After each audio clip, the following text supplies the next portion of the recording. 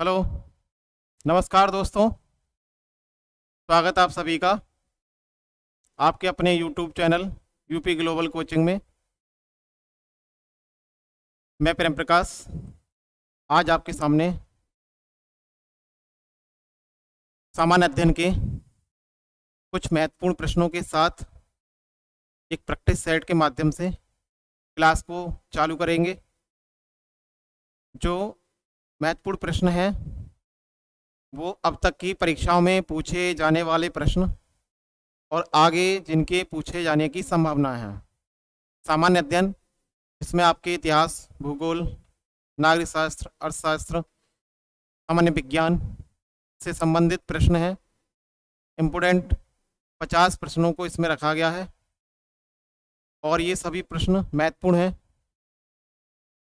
और ये सामान्य अध्ययन की हमारी पहली क्लास, जो वर्तमान समय में परीक्षाएं होने वाली हैं या चल रही हैं और आगामी समय में जो भी भर्ती के लिए परीक्षाएं होंगी उन सभी के लिए ये क्लास बहुत ही महत्वपूर्ण रहेगी।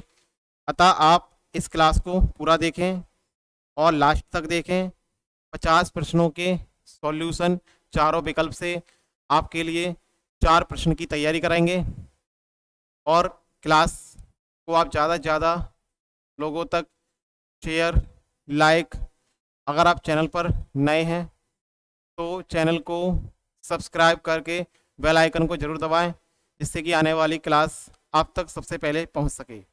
और अगर आपको कोई भी समस्या हो किसी प्रश्न से संबंधित, किसी टॉपिक से रिलेटेड, तो आप अपने कमेंट्स बॉक्स में ज़रूर टाइप करें या हमारे व्हाट्सअप नंबर जो टेक्स्ट बार पर आ रहा है उस पर व्हाट्सअप, SMS या कॉल के माध्यम से ज़रूर बताएं। चलिए क्लास को स्टार्ट करते हैं बिना समय बर्बाद किए। देखिए आपकी स्क्रीन पर पहला प्रश्न कंप्यूटर से संबंधित स्क्रीन पर आ चुका है। नंबर 1 प्रश्न है, निम्न में से कौन एक प्राइमरी स्टोरेज डिवाइस है? Hard disk, RAM, magnetic tape, optical disk. फटाफट इसका आंसर बताइए कि पहले क्वेश्चन का आंसर क्या रहेगा।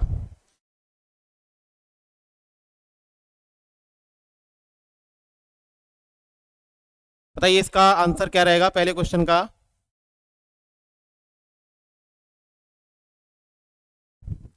इसका जो सही आंसर होगा, निम्न में से कौन एक प्राइमरी स्टोरेज है, वो आपकी है रैम। रैम क्या होती है ये? देखिए रैम का पूरा नाम रैंडम एक्सेस मेमोरी।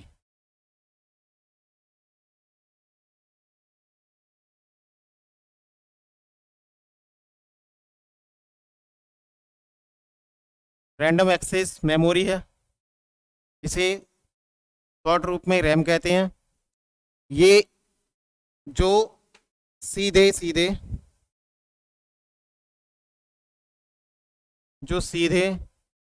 CPU से जुड़ी रहती है।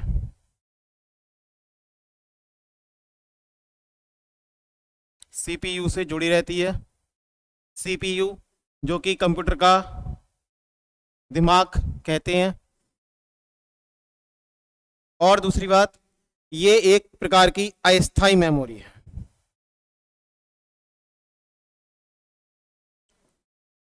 अस्थाई मेमोरी है अर्थात इसमें सुरक्षित किया गया डाटा, टाइप किया गया डाटा सप्लाई बंद करने पर ऑटोमेटिक ही डिलीट हो जाता है। एक प्रकार की अस्थाई मेमोरी है, इसका डाटा सप्लाई बंद करने पर ऑटोमेटिक समाप्त हो जाता है।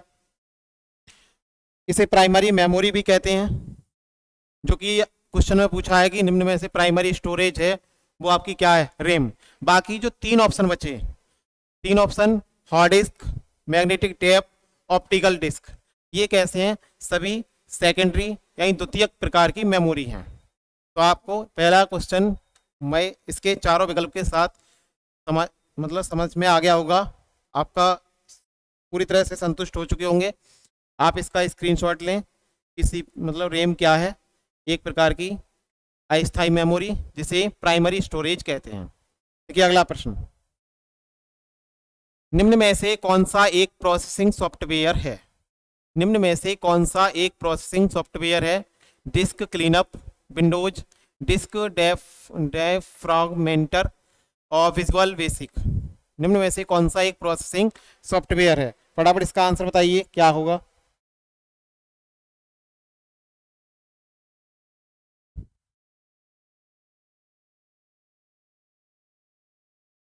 इसका जो सही आंसर होगा वो होगा आपका विजुअल बेसिक। Visual basic.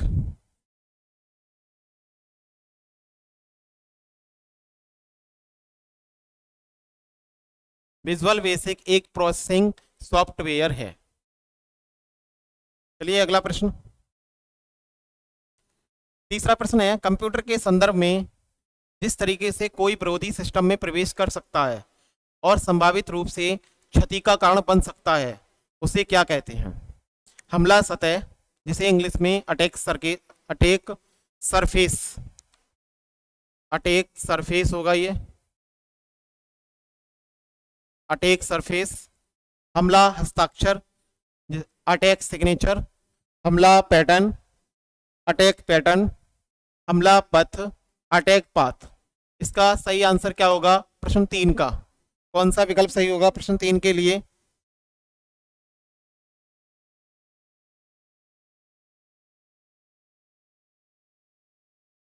इसका जो सही विकल्प होगा विकल्प पहला, हमला सतह या अटैक सरफेस। इसका सही आंसर है, जो क्या कर सकता है, संभावित रूप से क्षति का कारण बनता है। किसके लिए? कंप्यूटर के लिए। कंप्यूटर के संदर्भ में जिस तरीके से कोई विरोधी सिस्टम कंप्यूटर में अगर प्रवेश कर जाए तो कंप्यूटर के लिए हमला सतह एक तरीके से उसे क्षति का कारण बन सकता है। अगला प्रश्न, प्रश्न 4, सुरक्षा सेवाओं जैसे गोपनीयता, डेल्टा, अखंडता, इकाई प्रमाणीकरण और डेटा मूल प्रभावी डेटा मूल प्रभावी कारण प्रदान करने के लिए गणितीय तकनीकों का उपयोग क्या कहा जाता है?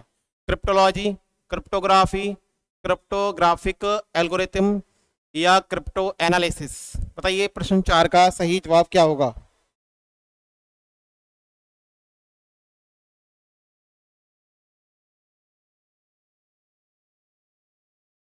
इसका सही जवाब होगा क्रिप्टोग्राफी।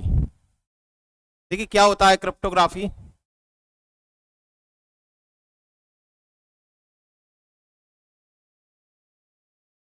क्रिप्टोग्राफी क्या होता है? वह प्रक्रिया जिसके द्वारा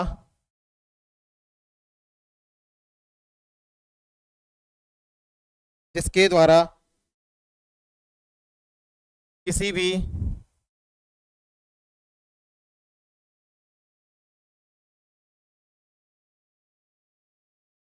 भी साधारण लेख को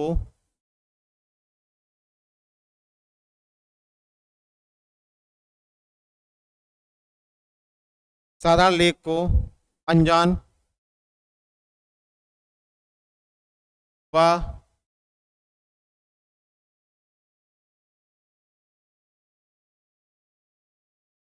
अनजान लेख को विशेष तौर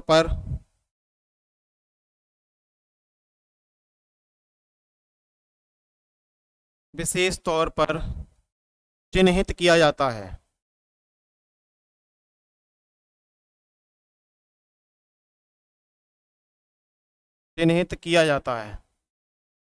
इसे ना तो कोई पढ़ सकता है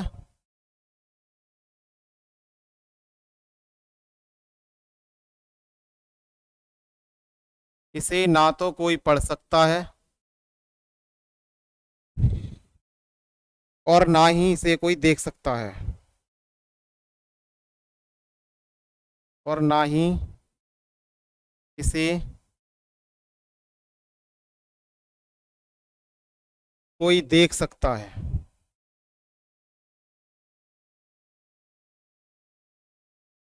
ये क्रिप्टोग्राफी, आप इसका स्क्रीनशॉट लें, इसे नोट डाउन करें, जिससे कि क्रिप्टोग्राफी के संदर्भ में आपको जानकारी पूरी मिल सके।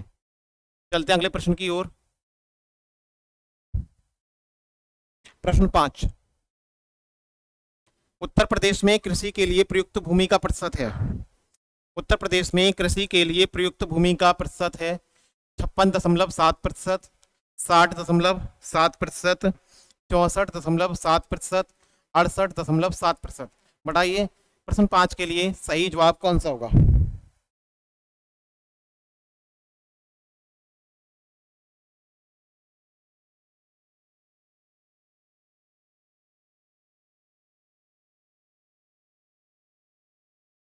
इसका सही जवाब होगा 68.7%।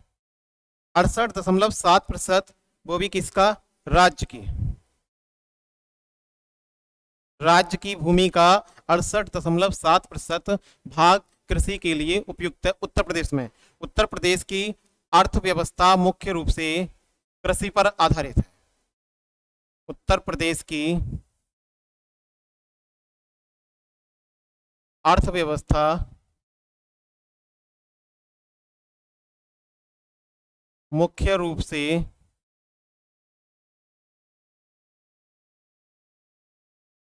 कृषि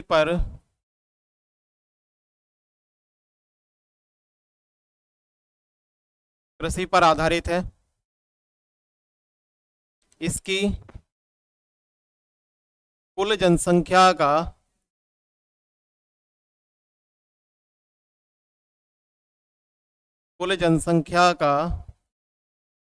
65%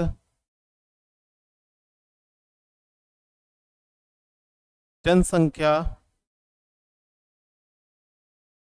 कृषि करती है।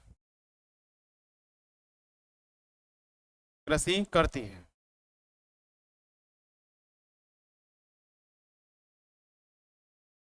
इसका स्क्रीनशॉट लें, नोट डाउन करें।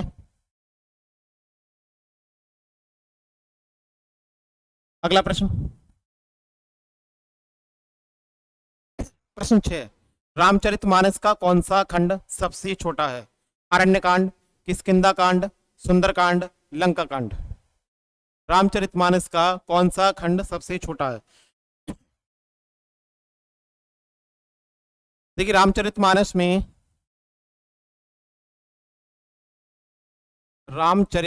में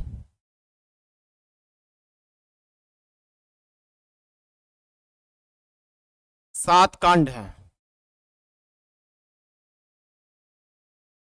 7 कांड हैं। नंबर 1, 2, 3, 4, 5, 6, 7। पहला क्या है? देखिए पहला कांड क्या है? बालकांड।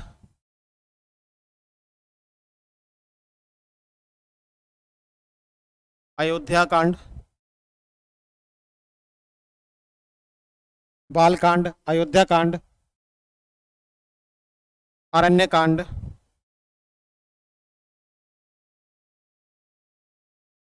किष्किंधा कांड,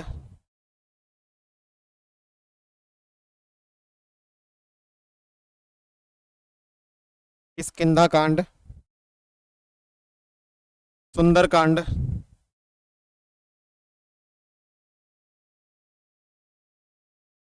लंका कांड, लंका कांड, और एक रह गया आपका उत्तरकांड। उत्तरकांड। अब इसमें जो 7 कांड है, इसमें मेन चीज है कि सबसे छोटा कौन सा है, सबसे बड़ा कौन सा है। सबसे छोटा जो कांड है आपका किष्किंधा कांड। सबसे छोटा किष्किंधा कांड। सबसे छोटा किष्किंधा कांड, जिसमें आपके 1 से 30 दोहे हैं। 1 से 30 दोहे हैं। और ये रामचरितमानस किसके द्वारा लिखी गई है? तुलसीदास द्वारा, महाकवि तुलसीदास द्वारा रचित है। ये तुलसीदास द्वारा रचित है।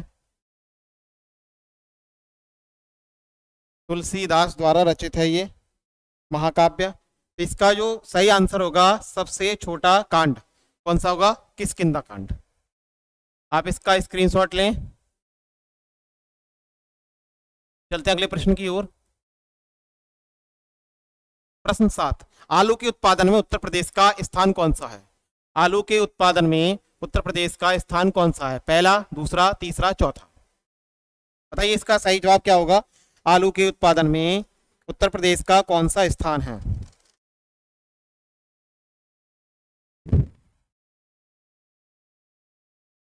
देखिए आलू की बात करें तो सबसे ज्यादा जो आलू उत्पादन होता है, सबसे ज्यादा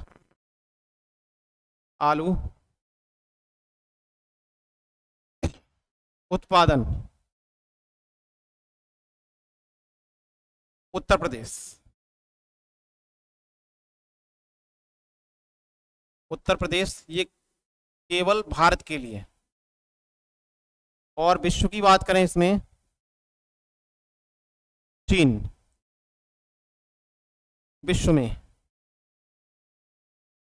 सबसे ज्यादा आलू उत्पादन उत्तर प्रदेश, भारत और चीन।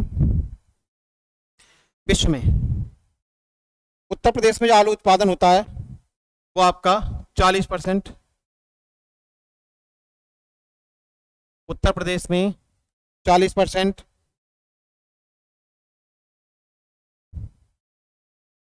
और विश्व में जो चीन का उत्पादन होता है, चीन में वो आपका 10 से 12% है। 10 से 12%। इसका सही जवाब होगा आपका पहला। उत्तर प्रदेश का कौन सा स्थान है? पहला। उत्तर प्रदेश का स्थान पहला। दूसरा आपका आता है पश्चिम बंगाल।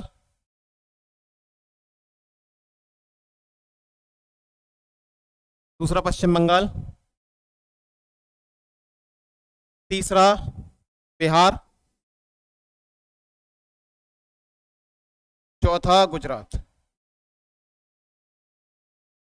चौथा गुजरात।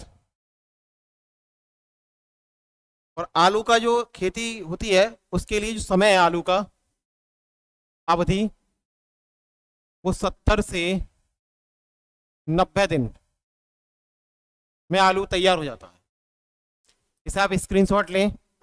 चलते हैं अगले प्रश्न की ओर। अगला प्रश्न, प्रश्न 8, उत्तर प्रदेश के किस जिले में की छौछा दरगाह शरीफ स्थित है? उत्तर प्रदेश के किस जिले में की छौछा दरगाह शरीफ स्थित है? संत कबीर नगर, मिर्जापुर, अंबेडकर नगर, सुल्तानपुर। उत्तर प्रदेश के किस जिले में की छौछा दरगाह शरीफ स्थित है?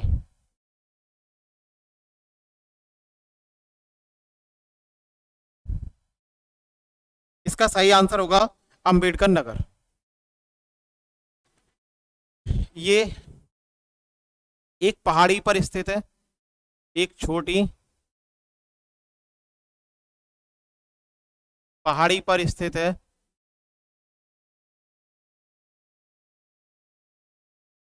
एक छोटी पहाड़ी पर स्थित है जो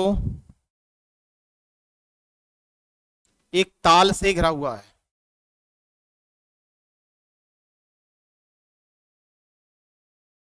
जो एक ताल से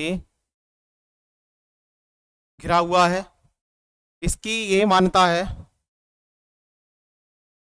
इसकी यह मान्यता है कि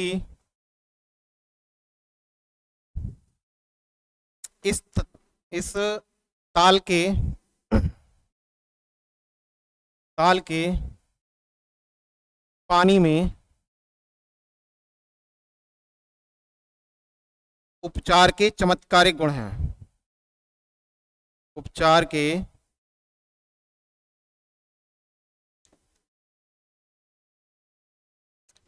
चमत्कारिक गुण हैं। ये सभी इंपोर्टेंट प्रश्न हैं जो पूछे गए हैं और पूछे जाने की संभावनाएं इनसे रिलेटेड। आप इसका स्क्रीनशॉट लें, इसे नोट करते चलें और क्लास को ज़्यादा से ज़्यादा शेयर कीजिए। अगला प्रश्न, प्रश्न 9, निम्नलिखित में से किस अवसर पर सोहर लोकगीत का गायन किया जाता है? निम्नलिखित में से किस अवसर पर सोहर लोकगीत का गायन किया जाता है? बच्चे के जन्म पर, नामकरण पर, मुंडन पर, विवाह पर। बताइए प्रश्न 9 के लिए सही जवाब क्या होगा?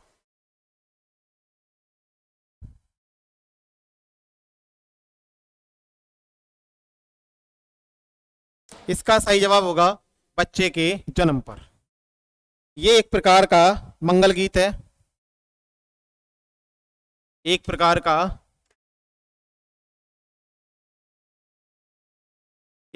का मंगल गीत है। ये मंगल गीत वो नहीं है जो मंगल ग्रह पर गाया जाए। मंगलाचार के लिए गाया जाने वाला बच्चे के जन्म पर एक गीत है जो कि सोहर के नाम से जाना जाता है।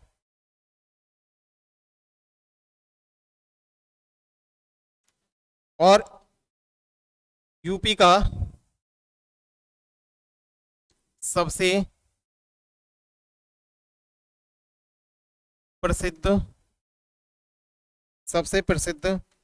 लोकगीत, यूपी का सबसे प्रसिद्ध लोकगीत जो होता है वो है आपका बिरहा।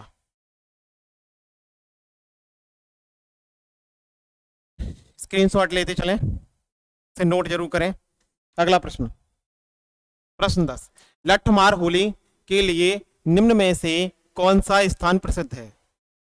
लठमार होली के लिए निम्न में से कौन सा स्थान प्रसिद्ध है? वृंदावन, गोवर्धन, बरसाना, गोकुल। बताइए इसका सही जवाब क्या होगा प्रश्न 10 के लिए?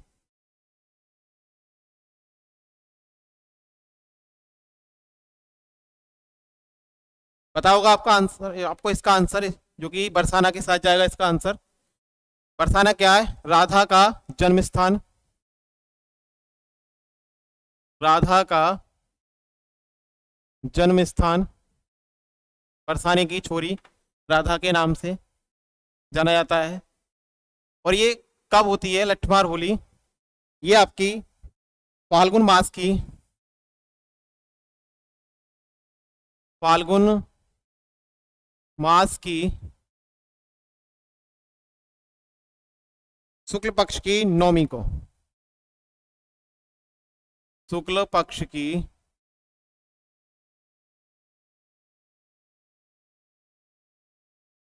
की नवमी को ये मनाया जाता है, मनाई जाती है। कौन सी? लठमार होली। अगला प्रश्न, प्रश्न 11, मिट्टी की बारात नामक कविता संग्रह के लेखक कौन है? मिट्टी की बारात नामक कविता संग्रह के लेखक कौन है? जयशंकर प्रसाद, शिव मंगल सिंह सुमन, महादेवी वर्मा, मैथिली शरण गुप्त। प्रश्न 11 का सही जवाब क्या होगा?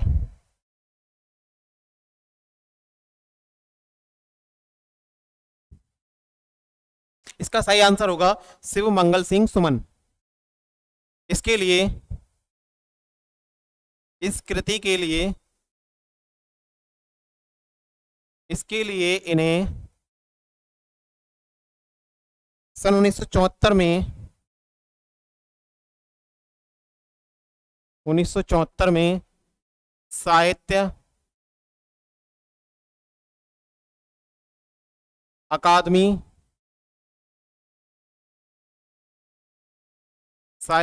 पुरस्कार से सम्मानित किया गया।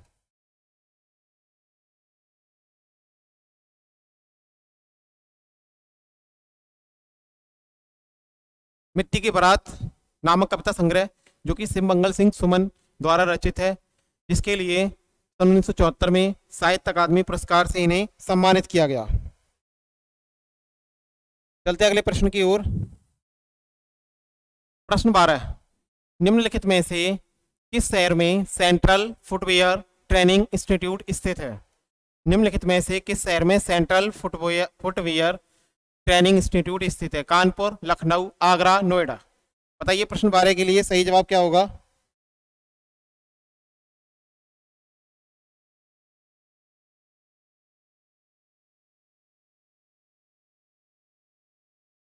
इसका सही जवाब होगा Agra. Central footwear training institute कहाँ पर है? ये आगरा में है। ये भारत सरकार ने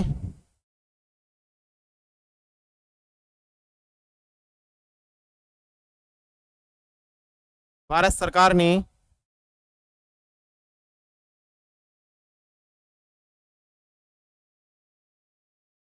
जूता उद्योग विकास के लिए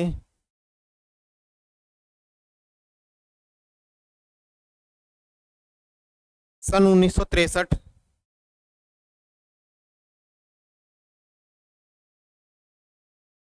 1963 लघु उद्योग विकास संस्थान के रूप में लघु उद्योग विकास संस्थान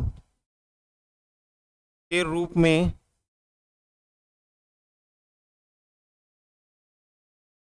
सेंट्रल फुटवेयर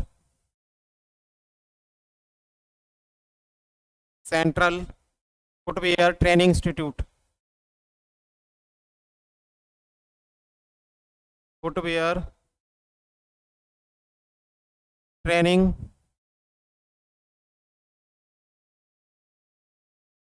इंस्टीट्यूट की स्थापना की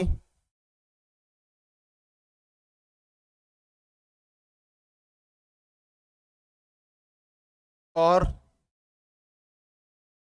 1966 में 3 साल बाद 1966 में ये स्वतंत्र संस्था के रूप में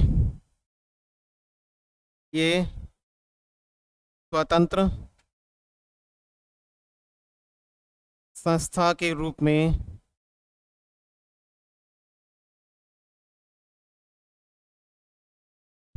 भारत सरकार की संस्था बन गई। भारत सरकार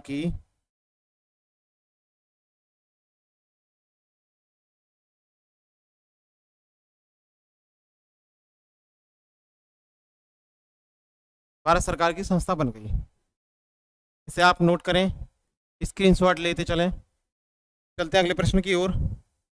प्रश्न 13, 2011 की जनगणना के अनुसार उत्तर प्रदेश के किस जिले की जनसंख्या सर्वाधिक है? 2011 की जनगणना के अनुसार उत्तर प्रदेश के किस जिले की जनसंख्या सर्वाधिक है? इलाहाबाद, जो कि आज के समय में प्रयागराज के नाम से जाना जाता है। प्रयागराज, आगरा, मुरादाबाद, गाजियाबाद।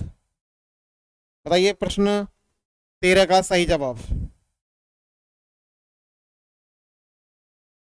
देखिए, कुछ बढ़ते हुए क्रम में कुछ जिले हैं जो कि आपके पहला आता है प्रयागराज में उत्तर प्रदेश की सबसे ज़्यादा जनसंख्या 2011 की जनगणना के अनुसार, क्योंकि 2011 की जनगणना ही हुई है, उसके बाद जनगणना नहीं हुई है, तो जो भी आंकड़े हैं आपके 2011 के अनुसार ही रहेंगे जब तक कि नई जनगणना नहीं हो जाती। प्रयागराज, मुरादाबाद, गाजियाबाद, प्रयागराज, मुरादाबाद,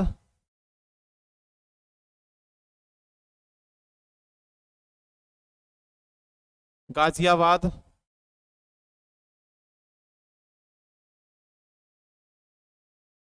प्रयागराज, मुरादाबाद, गाजियाबाद, इसके बाद आजमगढ़ और लखनऊ। ये वो जिले हैं जिनमें जनसंख्या ज़्यादा पाई जाती है। मैंने अवरोही क्रम में इन्हें लिख दिया है। मतलब सबसे ज़्यादा जनसंख्या प्रयागराज में, उससे कम मुरादाबाद, फिर गाजियाबाद, आजमगढ़ और लखनऊ। ये सबसे मतलब घटते हुए क्रम में लिखा गया है। तो सबसे ज़्यादा जनसंख्या किस जिले में है? वो इलाहाबाद में है। पहला ऑप्शन हमारा सही है। अगला प्रश्न 14, चोल अभिलेखों के अनुसार जैन सभाओं को दान में दिए जाने वाली भूमि को कहा जाता था?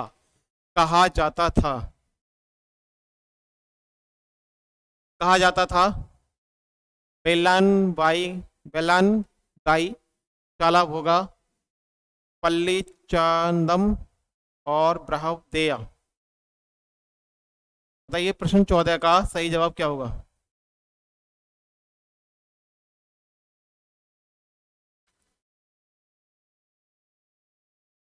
ये जो बैलान गाय है ये होती थी गैर ब्राह्मणों को दान में दी गई भूमि। जो ब्राह्मण नहीं होते थे उनके लिए दान में दी गई भूमि।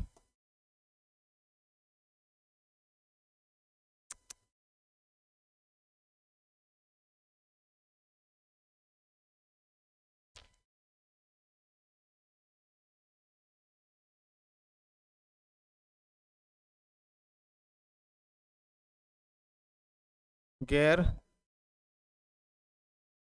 ब्राह्मणों को दान में दी गई भूमि बैलान गाई। इसके बाद आया शाला भोगा। ये होती थी स्कूलों या विद्यालयों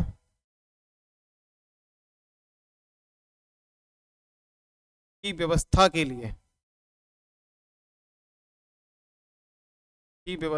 लिए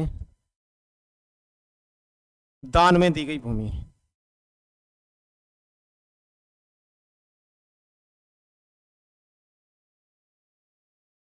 दान में दी गई भूमि। पल्लिचांदम ये होती थी आपकी जैन सभाओं को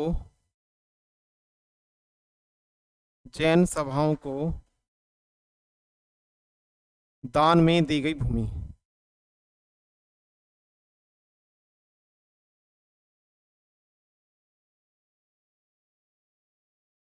और आपका वृहदेव ये होती थी आपकी ब्राह्मणों को दान में दी गई भूमि।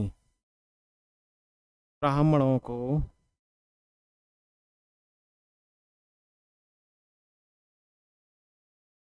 दान में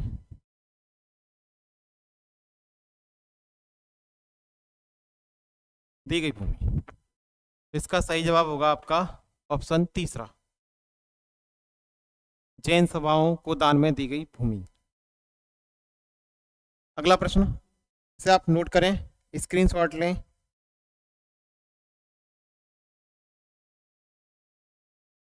प्रश्न 15, किस शासक ने तुगलक वंश की नींव रखी।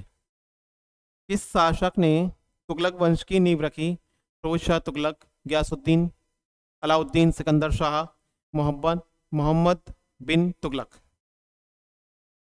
प्रश्न 15 का सही जवाब क्या होगा। प्रश्न 15 का सही जवाब क्या होगा।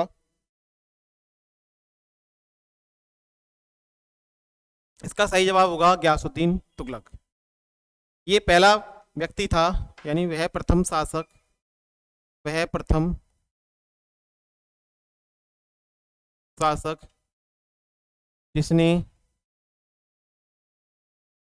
जिसने नहरों की सिंचाई के लिए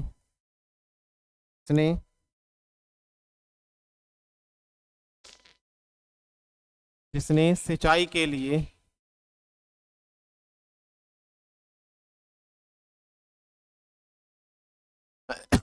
के लिए नहरों की व्यवस्था की।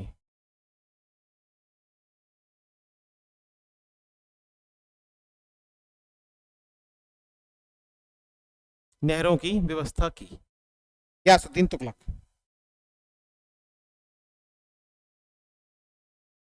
अगला प्रश्न, प्रश्न 16, बोध गया एक महत्वपूर्ण बौद्ध तीर्थ केंद्र क्यों है। बोध गया एक महत्वपूर्ण बौद्ध तीर्थ केंद्र क्यों है। ऑप्शन दिए हैं, क्योंकि बुद्ध यहाँ पैदा हुए थे, ज्ञान की प्राप्ति की, या गौतम बुद्ध ने यहाँ ज्ञान प्राप्ति के बाद पहला उपदेश दिया था, या क्योंकि गौतम बुद्ध ने यहाँ निर्वाण प्राप्त किया था, या गौतम बुद्ध ने यहाँ ज्ञान की प्राप्ति की थी। बताइए कौन सा ऑप्शन इसमें सही होगा प्रश्न 16 का।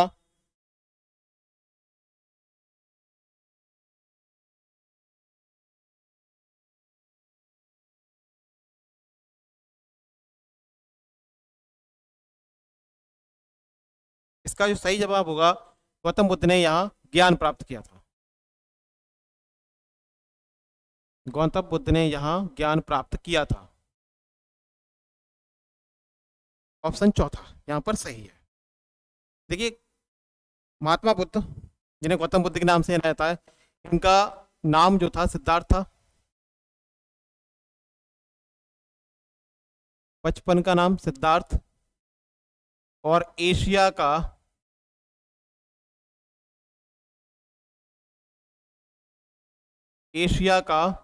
शक्तिपुंज के नाम से इन्हें जाना जाता है। एशिया का शक्तिपुंज के नाम से इन्हें जाना जाता है। दूसरा, 6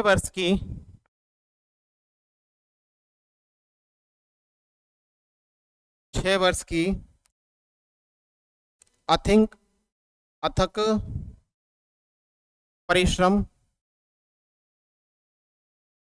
व घोर तपस्या के बाद, यानी कठिन परिश्रम और तपस्या करके, घोर तपस्या के बाद 35 वर्ष की अवस्था, 35 वर्ष की आयु में, 35 वर्ष की आयु में वैशाख पूर्णिमा की रात, वैशाख पूर्णिमा की रात पीपल वृक्ष के नीचे, पीपल वृक्ष के नीचे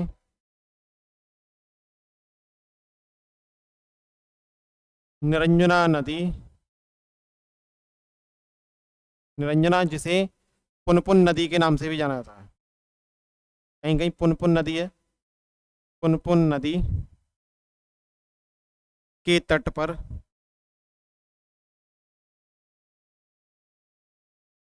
कुरुबेला, कुरुबेला यानी बोध गया, बोध गया गया का एक प्रसिद्ध तीर्थ स्थान है बिहार में, बोध गया में ज्ञान की प्राप्ति की, इन्हें ज्ञान प्राप्त हुआ, ज्ञान की प्राप्ति हुई। इसे आप नोट करें, स्क्रीनशॉट ले। चलते हैं अगले प्रश्न की ओर। प्रश्न 17, निम्नलिखित में से किस नदी का समागम अरब सागर में है? निम्नलिखित में से किस नदी का समागम अरब सागर में है? नर्मदा, गोदावरी, कृष्णा, कावेरी। प्रश्न 17 का सही जवाब बताइए कौन सा होगा प्रश्न 17 के लिए।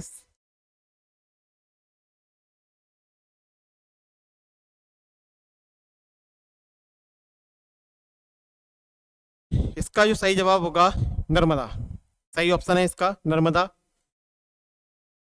देखिए, नर्मदा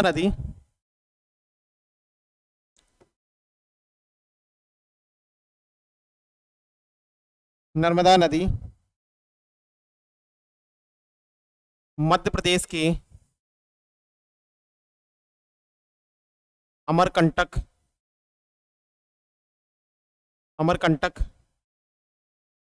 पहाड़ी से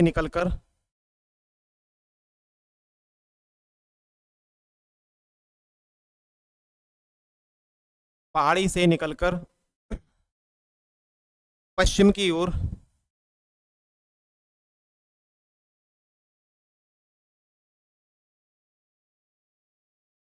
पश्चिम की ओर 1289 किलोमीटर लंबाई में प्रवाहित होती हुई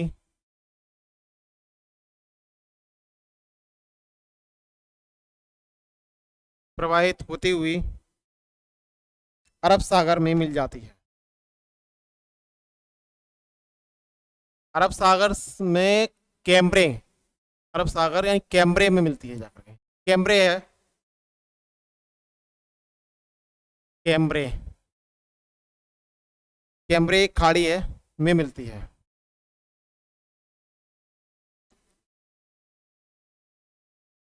में मिलती है।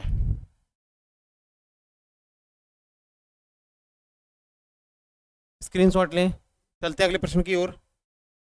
प्रश्न 18, भद्रा वन्य जीव अभयारण्य, अभयारण्य किस राज्य में स्थित है? केरल, मध्य प्रदेश, कर्नाटक, उत्तर प्रदेश। प्रश्न 18 का सही जवाब क्या होगा?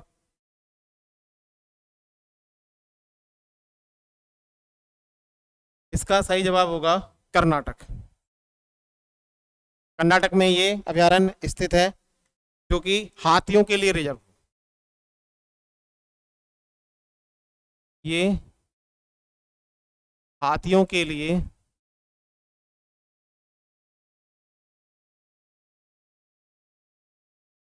लिए रिजर्व है। इसका जो क्षेत्रफल है 490 वर्ग किलोमीटर का क्षेत्रफल है इसका। और ये वहां पर सूखे और नरम पर्णपाती जंगलों के बीच में ये बसा हुआ है। चलते हैं अगले प्रश्न की ओर। प्रश्न 19, निम्नलिखित में से किस राज्य में भारत में जनसंख्या का घनत्व सबसे कम है? निम्नलिखित में से किस राज्य में भारत में जनसंख्या का घनत्व सबसे कम है? जनसंख्या घनत्व एक वर्ग किलोमीटर में रहने वाले लोगों की संख्या। मिजोरम, सिक्किम, नागालैंड, अरुणाचल प्रदेश। देखिए मिजोरम का है आपका 52 वर्ग किलोमीटर, गड़बड़, 52 व्यक्ति, 52 व्यक्ति प्रति वर्ग किलोमीटर। इसके बाद जो सिक्किम का है, सिक्किम का 86 व्यक्ति प्रति वर्ग किलोमीटर। नागालैंड का 119 व्यक्ति प्रति वर्ग किलोमीटर। और अरुणाचल प्रदेश का 17 व्यक्ति प्रति वर्ग किलोमीटर। हमसे पूछा है सबसे कम, सबसे कम इसका सही आंसर होगा D option, Arunachal Pradesh.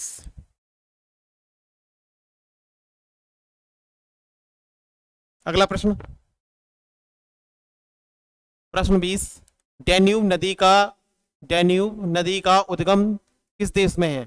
Hungary, ये हंगरी है यहाँ पर, हंगरी, जर्मनी, रोमानिया और आपका ऑस्ट्रिया, ये ऑस्ट्रिया,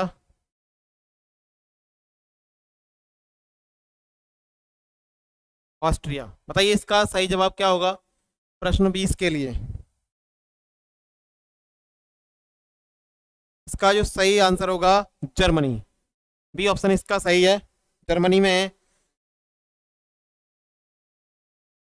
ये यूरोप में बहने वाली एक नदी है, यूरोप में बहने वाली नदी है, यूरोप में बहने वाली एक नदी है। और वोल्गा नदी के बाद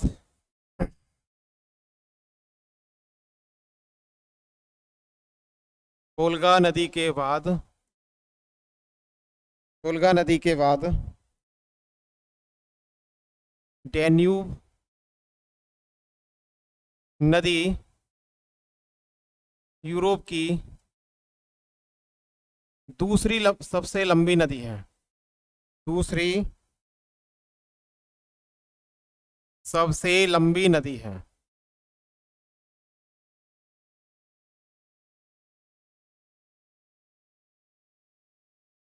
दूसरी सबसे लंबी नदी है। तो इसका सही जवाब होगा ऑप्शन बी, जर्मनी। से आप नोट करें, स्क्रीनशॉट लें। चलते हैं अगले प्रश्न की ओर। प्रश्न 21, क्षेत्रफल के आधार पर सबसे छोटा महाद्वीप निम्न में से कौन सा है? उत्तरी अमेरिका, दक्षिणी अमेरिका, एशिया, अफ्रीका। प्रश्न 21 का सही जवाब क्या होगा?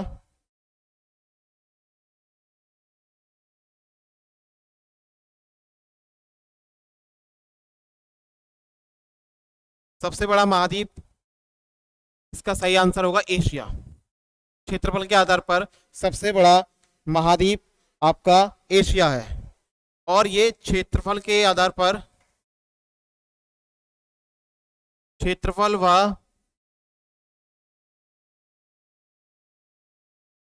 जनसंख्या, क्षेत्रफल व जनसंख्या दोनों के आधार पर,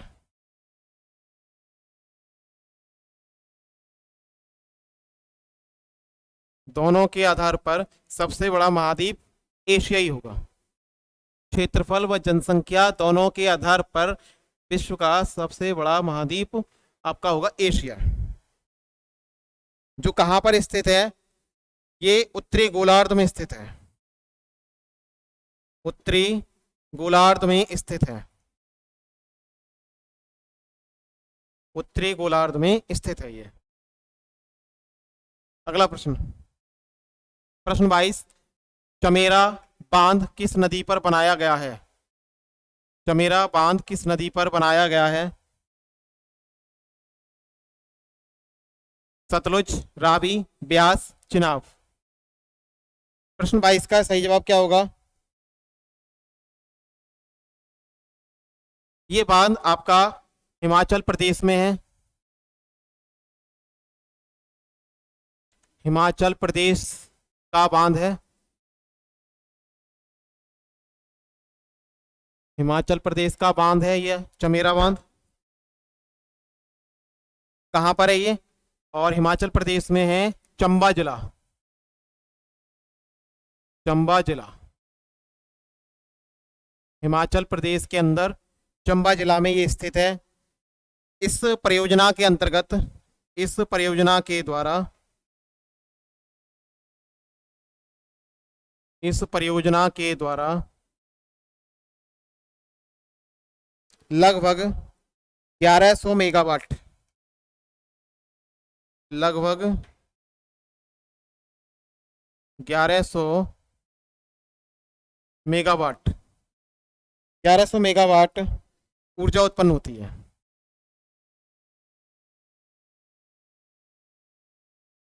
ऊर्जा उत्पन्न होती है, उत्पन्न होती है। और यह है किस नदी पर? रावी नदी पर। इसका सही जवाब होगा ऑप्शन बी। अगला प्रश्न, प्रश्न 23, गैलेरस ज्वालामुखी किस देश में स्थित है? कोलंबिया, मैक्सिको, इटली, हवाई। गैलेरस ज्वालामुखी ये आपका स्थित है कोलंबिया में। और ये ज्वालामुखी कोलंबिया के, ये ज्वालामुखी कोलंबिया के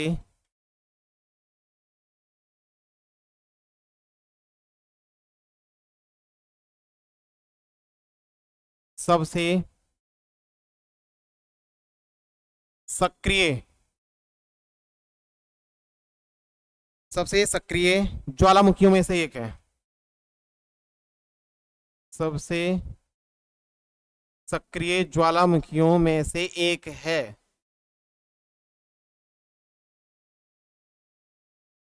गैलेरस ज्वालामुखी। अगला प्रश्न, प्रश्न 24, पृथ्वी के उत्तरी गोलार्ध में रहने वाली कुल मानव आबादी का अनुमानित प्रतिशत है? पृथ्वी के उत्तरी गोलार्ध में रहने वाली कुल मानव आबादी का अनुमानित प्रतिशत है 60%। 60, 70, 80, 90। बताइए इसका सही जवाब क्या होगा? मान लो ये शेप आपकी पृथ्वी की, इसमें ये इस तरह से अक्षांश रेखाएं,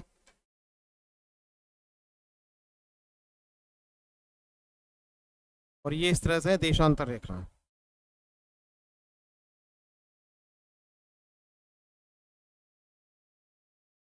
तो इसमें से एक बीचों बीच में से भूमध्य रेखा गुजरती है। ये आपकी हो गई भूमध्य रेखा। भूमध्य रेखा, तो भूमध्य रेखा से ऊपर की ओर आपका होगा उत्तरी गोलार्ध, उत्तरी गोलार्ध, और ये नीचे की ओर होगा दक्षिणी गोलार्ध। भूमध्य रेखा से नीचे की ओर दक्षिणी गोलार्ध, ऊपर की ओर उत्तरी गोलार्ध। तो हमसे ये पूछा है पृथ्वी के उत्तरी गोलार्ध में, यानी इस वाले एरिया में, इस वाले एरिया में रहने वाली कुल मानव आबादी का अनुमानित प्रतिशत कितना है। इसका सही जवाब होगा 90%। डी ऑप्शन हमारा सही है, क्योंकि नीचे की ओर जल ज्यादा है, जल की मात्रा ज्यादा है। अगला प्रश्न, प्रश्न 25, 24 हो गए, 23, 24, 25। श्रीमती द्रौपदी मुर्मू भारत की राष्ट्रपति हैं। श्रीमती द्रौपदी मुर्मू भारत की राष्ट्रपति हैं। 16वीं, 15वीं, 14वीं या 11वीं। श्रीमती द्रौपदी मुर्मू, देखिए इनके बारे में कुछ बातें हैं, तथ्य हैं श्रीमती द्रौपदी मुर्मू के बारे में। ये है प्रथम जनजातीय महिला राष्ट्रपति हैं।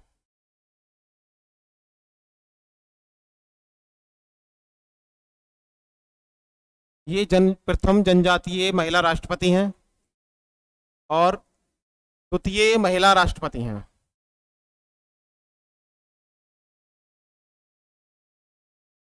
द्वितीय महिला राष्ट्रपति हैं।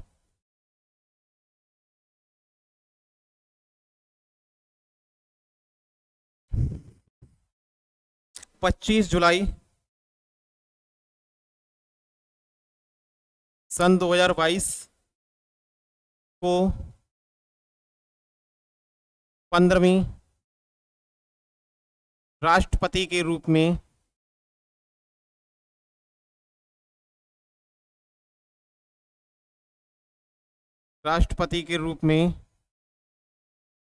शपथ ग्रहण की या शपथ ली। ये कुछ इंपोर्टेंट तथ्य इनके बारे में। और झारखंड की प्रथम महिला राज्यपाल रह चुकी हैं।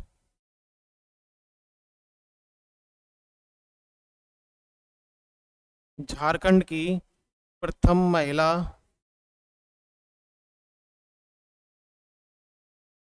राज्यपाल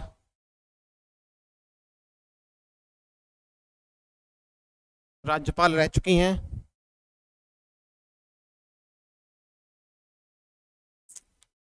इसका जो सही आंसर होगा आपका बी ऑप्शन यहाँ पर सही है, 15वीं राष्ट्रपति।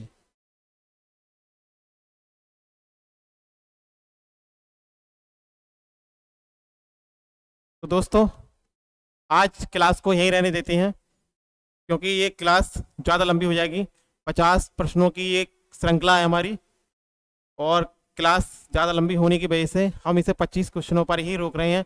इसे पार्ट 1 के रूप में आपको यूट्यूब पर प्रोवाइड करा दिया जाएगा, और इसका जो अवशेष भाग होगा वो पार्ट 2 के रूप में आगे के प्रश्नों के साथ, प्रश्न 26 से 50 तक पूरी श्रृंखला आपके लिए यूट्यूब पर प्रोवाइड करा दिया जाएगा। तब तक के लिए नमस्कार, जय हिंद, स्वस्थ रहिए, मस्त रहिए, अपनी तैयारी करते रहिए एक नई उमंग के साथ। तब तक के लिए मिलते हैं दोबारा। नमस्कार, जय हिंद, जय भारत।